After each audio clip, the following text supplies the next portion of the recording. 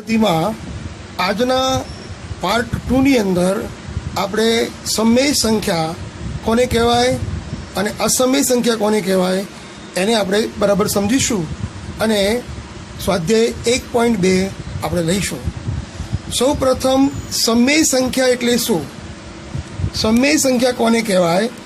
તો જો સંખ્યા એસને પી પૂર્ણાંક અને ક્યુ શૂન્યેતર પૂર્ણાંક હોય તેવા પી અને ક્યુ માટે પી ભાગ્યા ક્યુ સ્વરૂપે લખી શકીએ તો તેવી સંખ્યાને સમય સંખ્યા કહે છે. તો આપણે શોર્ટમાં કહીએ કે પી એને અંશ અને ક્યુને છેદ, તો છેદ શૂન્યેતર હોવો જોઈએ. પી ભાગ્યા ક્યુ સ્વરૂપે લખી શકાય તેવી તમામ સંખ્યાઓને સમય સંખ્યા કહેવાય. દાખલા તરીકે 3/5 એ સમય સંખ્યાનું ઉદાહરણ છે. સમય સંખ્યાનું દશાંશ અભિવ્યક્તિ એટલે સમય સંખ્યા છે બરાબર, એ પી ભાગ્યા ક્યુ એટલે અપૂર્ણાંક સ્વરૂપ, અને એની દશાંશ અભિવ્યક્તિ જો મેળવવી હોય તો એ આપણને શાંત આવૃત એટલે અંશ અને છેદનો ભાગાકાર કરીએ તો ભાગફળ આપણને કોઈ એકની એક સંખ્યા મળ્યા કરે છે. એને કહેવાય અનંત આવૃત. અને જો ભાગાકાર કરીએ અને શેષ શૂન્ય આવે તો તેને શાંત આવૃત કહેવાય. તો દશાંશ અભિવ્યક્તિ સમય સંખ્યાની શાંત આવૃત અથવા અનંત આવૃત હોય છે. હવે આપણે અસમય સંખ્યા લઈએ. અસમય સંખ્યા કોને કહેવાય? જો સંખ્યા એસને પી પૂર્ણાંક અને ક્યુ શૂન્યેતર પૂર્ણાંક હોય તેવા પી ક્યુ માટે પી ભાગ્યા ક્યુ સ્વરૂપમાં મૂકી ન શકાય, દર્શાવી ન શકાય, અભિવ્યક્ત ન કરી શકાય તેવી સંખ્યાઓને અસમય સંખ્યા કહે છે. તેવી સંખ્યાઓ એસને અસમય સંખ્યા કહે છે. એટલે કે જે વાસ્તવિક સંખ્યા સમય નથી તેમને અસમય સંખ્યા કહે છે. વિશેષતા, અસમય સંખ્યાની વિશેષતા એ છે કે તે અનંત હોય છે. એના ઉદાહરણ જોઈએ. √2, √3, √5, √7, √15, પાઈ, 0.1, 0, 11, 0, 111, 0, 4x1, 0. આ સંખ્યાને અસમય સંખ્યાઓ કહે છે. અસમય સંખ્યા જે છે એનું દશાંશ વિસ્તરણ અનંત અને અનાવૃત હોય છે. અનંત અને અનાવૃતનો અર્થ એ થાય કે અંશને છેદ વડે ભાગીએ તો ભાગાકાર તમને શેષ શૂન્ય મળતી નથી, પણ ભાગફળ એ તમને કોઈકને કોઈક સંખ્યા મળ્યા કરે છે. એ કોઈકને કોઈક સંખ્યા એ કઈ છે એ અચોક્કસ છે, એટલે એને અનાવૃત કહે છે. અનંત અનાવૃત જેમ કે √2 છે બરાબર, એની કિંમત 1.4, 1, 4, 2, 1, 3, 5, 6, 2, 3, 7, 3. આમાં 1.4 પછી જે અંક આવે છે એ કોઈ પણ ચોક્કસ નિયમ હેઠળ પુનરાવર્તિત થતા નથી, પણ અચોક્કસ ગમે તે અંક આવે છે. એટલે એના માટે આપણે શબ્દ વાપરીશું અનાવૃત. અને અનંત છે એટલે અનંત અનાવૃત સંખ્યા કહેવાય. તો હવે આટલી ચર્ચા કર્યા પછી સ્વાધ્યાય 1.2 આપણે શરૂ કરીશું. સ્વાધ્યાય 1.2માં નીચેના વિધાનો સત્ય છે કે અસત્ય કારણ સહિત ઉત્તર આપો. તો પહેલું વિધાન છે, દરેક અસમય સંખ્યા એ વાસ્તવિક સંખ્યા છે. તો વિધાન સાચું છે, કારણ કે અસમય સંખ્યા એ પણ વાસ્તવિક સંખ્યાનો ઉપગણ છે. એટલે કે આર ક્યુ એ સમય સંખ્યા અને આઈ એ અસમય સંખ્યા, અને આમ આઈ એ સબસેટ ઓફ આર. તો આઈ એ આરનો ઉપગણ છે. તો આ રીતે દરેક અસમય સંખ્યા એ વાસ્તવિક સંખ્યા છે તે વિધાન સાચું છે.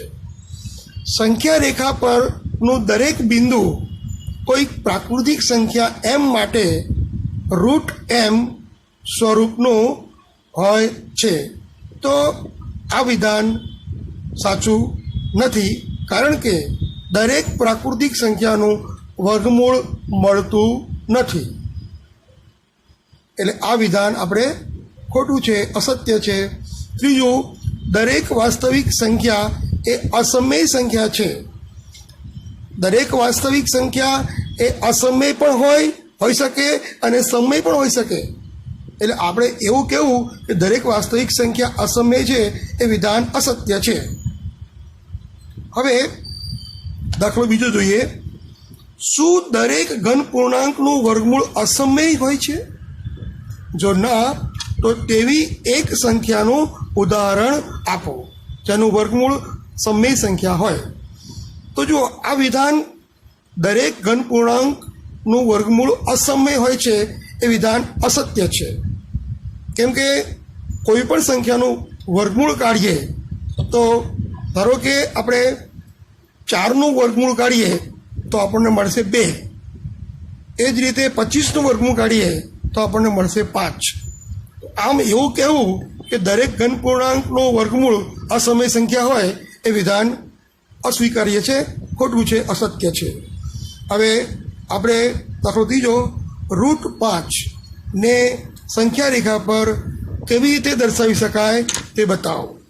મિત્રો, આ આકૃતિ હું તમને બોર્ડ ઉપર દોરીને શીખવાડીશ, પણ અત્યારે આપણે ટેમ્પરરી થોડા સમય માટે હું તમને રફલી શીખવાડું છું, એ જોઈ લો અને પછી જ્યારે આપણે બોર્ડ ઉપર પણ એને શીખવાડીશું. સૌ પ્રથમ રૂટ 5 ને સંખ્યા રેખા પર દર્શાવવાનું છે. રૂટ 5 ને સંખ્યા રેખા પર દર્શાવવાનું છે.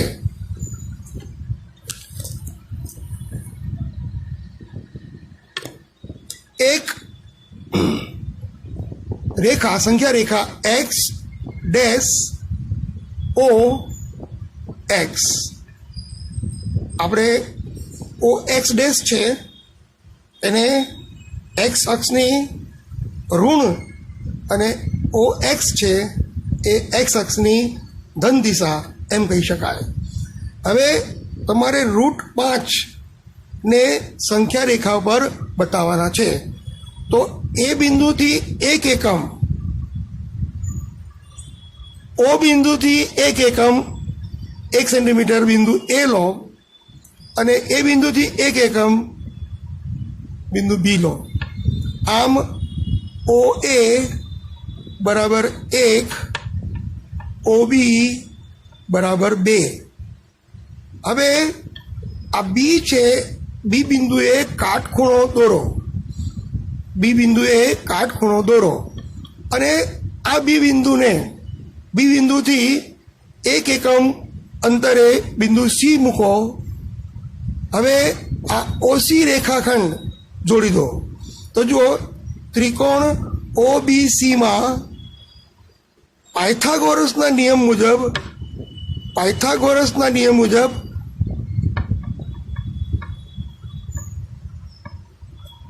ઓસીનો સ્ક્વેર બરાબર ઓબીનો સ્ક્વેર વત્તા બીસીનો સ્ક્વેર. ઓબી કેટલા છે? 2 છે, 2નો વર્ગ વત્તા બીસી બરાબર 1, 1નો વર્ગ, 2નો વર્ગ 4 વત્તા 1, 4 ને 1 5. તો ઓસી બરાબર રૂટ 5. આ જે ઓસી છે એનું મૂલ્ય રૂટ 5 થયું. હવે પરિકર દ્વારા ઓને કેન્દ્ર ગણી અને ઓસી જેટલી ત્રિજ્યા લઈ અને ચાપ મારો, અને એ ચાપ સંખ્યા રેખા પર જે બિંદુ દર્શાવે એ બિંદુને રૂટ 5 કહી શકાય. એ સંખ્યાને રૂટ 5 કહી શકાય. ફરી એકવાર આપણે એક્સ અક્ષ દોરીએ. ઓ બિંદુથી એક્સની ડાબી તરફ ઋણ દિશા અને જમણી તરફ ધન દિશા. ઓથી 1 એકમ અંતરે એ બિંદુ અને ઓથી એથી 1 એકમ અંતરે બી બિંદુ એટલે ઓબી બરાબર 2 થશે. બી બિંદુએ કાટખૂણો દોરો અને બીસી બરાબર 1 એકમ થાય તો બિંદુ સી લો. ઓસી રેખાખંડ શોધી નાખો. ઓસી શું બનશે? કર્ણ. અને પાયથાગોરસ નિયમ મુજબ ઓસીનું મૂલ્ય √5 આવશે. ઓને કેન્દ્ર ગણી ઓસી જેટલી ત્રિજ્યા લઈ અને ચાપ મારીશું તો એ ચાપ સંખ્યા રેખા પર √5 દર્શાવે છે. મિત્રો, હવે પાર્ટ 3માં તમને 1.3 આગળ વધીશું અને સમય અને અસમય સંખ્યાની રસપ્રદ વાત આપણે આગળ કરતા રહીશું. તમારે હોમવર્કમાં સ્વાધ્યાય 1.2 લખી તૈયાર કરવાનું છે. ઓકે.